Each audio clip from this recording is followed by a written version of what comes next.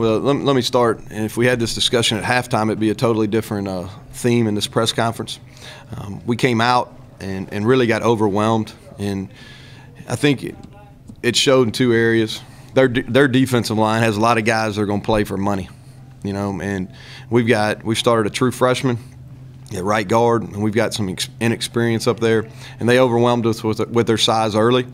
And then special teams, that's probably been the bright point of our season so far. And we just made some miscues, and we got overwhelmed with their team speed.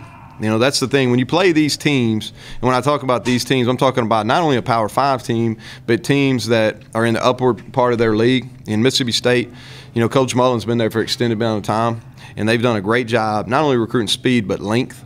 And that's a lot of those long bodies are what we're hunting too. And we would like to be a mirror image of them as far as their length on defense and the length they have at receiver. And they overwhelmed us. I thought defensively in the first half we hung in there. Their backs were against the wall the whole time. Thought we did a really nice job against the run. And we came in at halftime and was really disappointed. I questioned whether our guys fought in the first half. So many bad things happened early, and it wasn't a yelling or screaming or anything like that. It was just a challenge. What are we about? What do we want to be about as a program? And I really felt like it could potentially be a defining moment. And our guys came out and they competed. They competed. And are we proud of that score, 45-17? Absolutely not. But I'll tell you right now, I am proud of those guys in the locker room. I thought they competed hard. I thought they fought. I thought they played with heart and desire. I thought they represented not only the Troy on the front of their jersey, but the name on their back. And that's what we talked about at halftime. And they played with pride. And I think this can be a defining moment where we're going. If you look at it, defensively, I think we held them under 100 yards rushing right to that last run, and they're a rushing football team. Offensively, really proud of Dontrell Pruitt, how he performed in the second half. I thought he played disciplined, thought he took care of the ball. That was definitely a positive sign.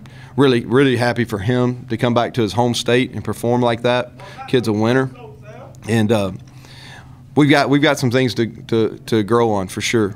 We'll evaluate where Brandon is. I know that's going to be a question. We'll evaluate him moving forward. So with that, questions. You talked about penalties and also turnovers after the South Alabama game. What do you think? How do you think you guys performed in those categories today? I thought that was really a pretty clean football game. That was a really well officiated game.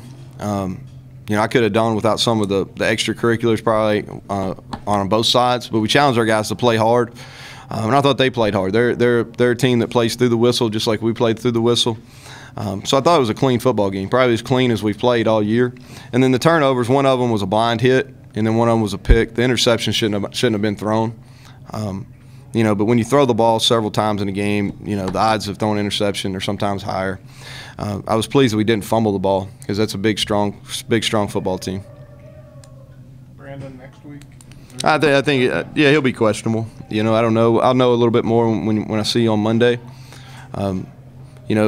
He played. He wasn't super effective early in the game, and then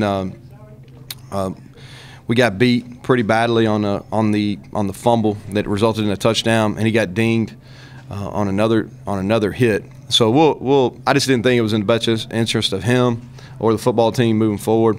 So we got him out, and we really changed course what we were doing offensively in the second half. And with Dontrell getting the majority of the snaps, and I thought not only Dontrell, but I thought the rest of the offense reacted well. Concussion? I don't know. I think it's too early to tell. Yeah, too early to tell. No more after tomorrow.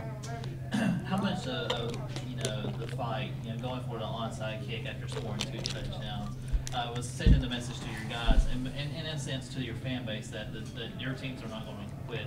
Yeah, we're not going to quit, and I think that message was for our players first and foremost, but also to our fan base. We're going to compete. If you come around our facility much, you're going to see the sign above the door that says "Compete every day," and it's on our chest every day we go out and practice, under our pads, on our T-shirt, and that's what we're going to do. It also sends a message to recruits that we're going to compete. We're not going to lay down. We're going to keep fighting every inch, and I thought that's why I'm sitting here with hope. I believe in our kids. I believe in our program. I know where we're going. We're not happy with where we're at, but I do know where we're going. We have a future here. Troy's won football for a long time, and sooner rather than later we're going to get back to those winning ways. How about the consistency in the run game? I know that's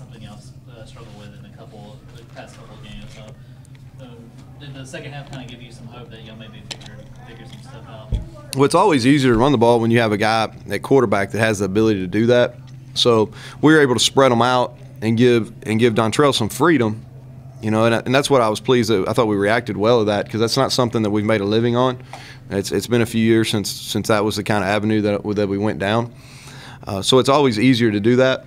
But I thought up front we just decided that we were going to stand up. We were going to play. I mean, we were going to stand firm in pass protection. We were going to play with pad level. We were going to do what we were coached to do for maybe the first time all year in some aspects.